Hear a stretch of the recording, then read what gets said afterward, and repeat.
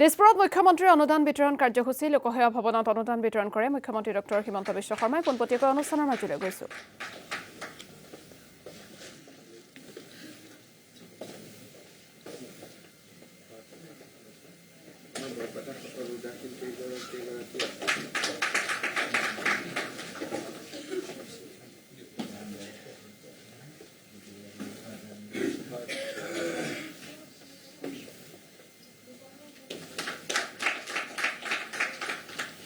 লগে লগে মাননীয় মুখ্যমন্ত্ৰী মহোদয়ক তেখেতৰ ভাষণ প্ৰদান কৰিবলৈ বিনম্ৰতাৰে অনুৰোধ জনাইছো।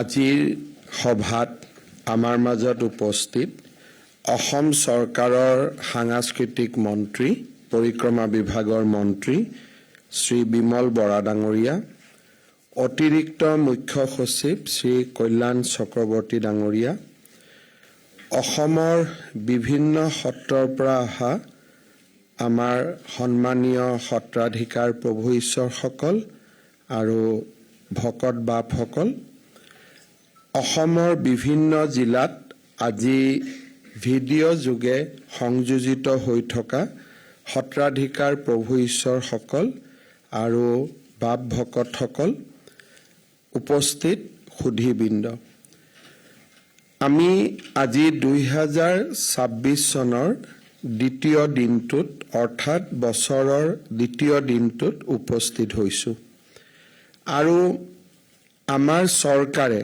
নতুন বৰ্ষৰ আৰম্ভণিতে সাংস্কৃতিক জীৱনৰ মেৰুদণ্ড সদৃশ সত্ৰৰ সেৱাত নিজকে উৎসৰ্গা কৰিবলৈ পাই আমি ধন্য অনুভৱ কৰিছোঁ। ৰাজ্যৰ সত্ৰৰ উদাসীন ভকতলৈ আৰ্থিক সাহায্য বিগত বৰ্ষৰ বাজেটত এই আঁচনিৰ কথা আমি উল্লেখ কৰিছিলোঁ আৰু আজি এই আঁচনি আমি আনুষ্ঠানিকভাৱে শুভ আৰম্ভ কৰিছোঁ। ৰাজ্যৰ সত্ৰসমূহত থকা উদাসীন ভকতলৈ আৰ্থিক সাহায্য শীৰ্ষক এই আঁচনিখন উদাসীন ভকতসকলৰ আধ্যাত্মিক, সাংস্কৃতিক আৰু সামাজিক অৱদানৰ স্বীকৃতি স্বৰূপে তথা তেওঁলোকৰ কল্যাণ নিশ্চিত কৰাৰ বাবে আমি এই আঁচনি প্ৰৱৰ্তন কৰিছোঁ। আপোনালোকে ইতিমধ্যে অৱগত যে এই আঁচনিৰ জৰিয়তে প্ৰতি মাহে উদাসীন ভকতসকলৰ বেংক একাউণ্টলৈকে 1500 টকাকৈ সাহায্য হস্তান্তৰ কৰা হ'ব। এই আঁচনিত আমি নিশ্চিতভাৱে এটা কথা লক্ষ্য কৰিম যে সত্ৰত যদি কোনোবা আৰু নতুন উদাসীন ভকত আহে বা কোনোবা যদি বাদ পৰি গৈছে তেখেতসকলকো আমি সংলগ্ন বা তেওঁলোকক আমি এই আঁচনিত সমাহিত কৰিবৰ বাবে প্ৰচেষ্টা কৰিম। এই সংক্ৰান্তত যোৱা কেইটামান মাহত আমি এটা প্ৰক্ৰিয়াৰ মাজেৰে কাম কৰিছিলোঁ। প্ৰথমে আমি জিলা আয়ুক্তসকলক অনুৰোধ কৰিছিলোঁ যে আপোনালোকৰ জিলাত থকা উদাসীন ভকতসকলৰ নাম আমাক দিব লাগে। সত্ৰাধিকাৰ প্ৰভু ঈশ্বৰসকলেও ইয়াত আমাক সহায় কৰিছিল। এতিয়া তেওঁলোকৰ নামসমূহ আমি জিলা অনুসৰি আমাৰ চৰকাৰৰ ডিটছ পৰ্টেল অৰ্থাৎ য'ৰ পৰা হিতাধিকাৰীসকলক আমি অৰুণোদয় আদি সাহায্য প্ৰদান কৰোঁ সেই পৰ্টেলত আমি নাম তেওঁলোকৰ লিপিবদ্ধ কৰিছোঁ।